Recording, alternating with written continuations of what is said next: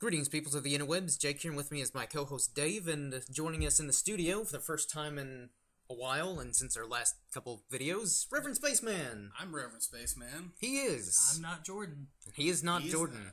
So welcome to another edition of the Weekly Pull, and where we just kind of take some recent comics or books, movies, TV shows, just things that we've recent. Yeah, just recent to us. recent to us, some form of Or media. that we just want to recommend. Yeah, that we give you recommendations, kind of give you the basis on what it's about, and recommend it to you. So, who wants to start us off, gentlemen?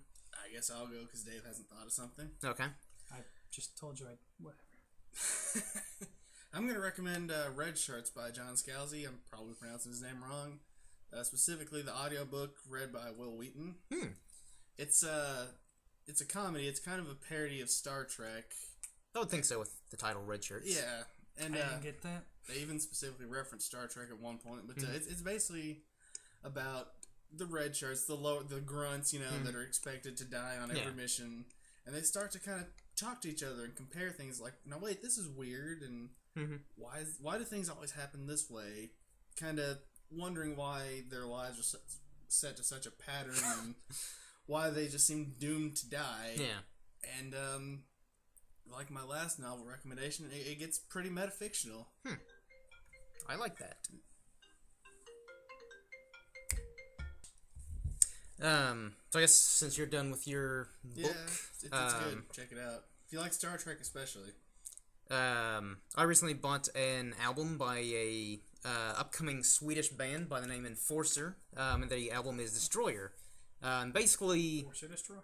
Yeah. That sounds like a theme. that sounds like those would be the names of ships in Star Wars. yeah. But basically, this band, they sound like old school, like 80s Metallica, like with their instrumentals and stuff like that. Like actually just look up the song Destroyer, like almost sounds like it's ripped straight out of like Metallica's very first album, Kill 'Em All. Nice. And not like a complete copy, like, oh, we're just ripping off Doing their Metallica. own thing. Yeah, they kind of heavily inspired by the whole thrash metal scene and 80s, metal scene. And basically, vocally, it's kind of more like Motley Crue.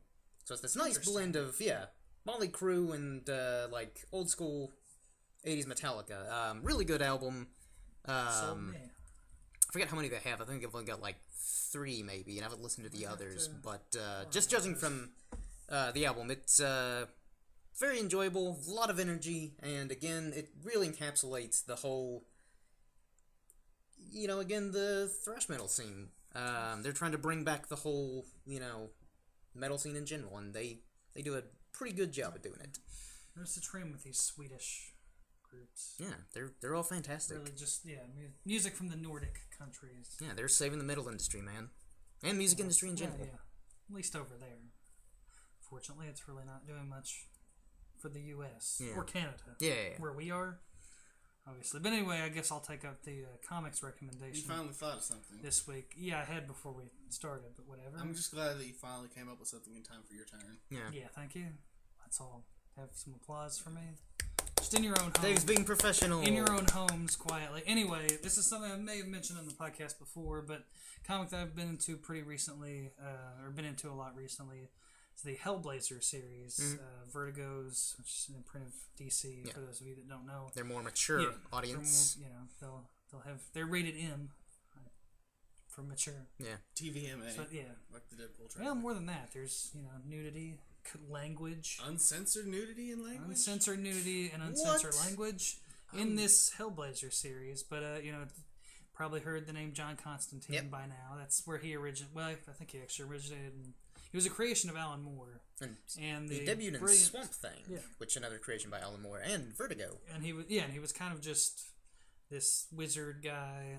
But the writer Jamie Delano, who started out in the series, which is, it's one of those series that's had just, brilliant writer after Garth Ennis was on it for quite a while. And but the guy Jamie Delano who kind of started it really brought that character its own. It's a supernatural horror type of thing, but it's political. It's punk rock. It's I can get on board with that. Yeah. Oh yeah. There's definitely something for everybody, and that's he's kind of a lovable dick, chain smoking, magician type You know, you got the Screws over his friends. Screws over his friends. Soul. Pretty much anybody he knows dies.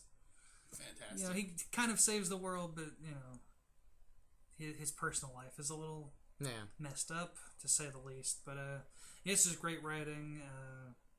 You know, if you like horror type stuff, or even if you don't, still give it a try, because it's really just so many different elements in the Hellblazer great series. character. Yeah, absolutely, and hopefully you guys will check that out. And I think you'll enjoy it. Yeah, if you have just from the little Hellblazer that I've read, I enjoy it.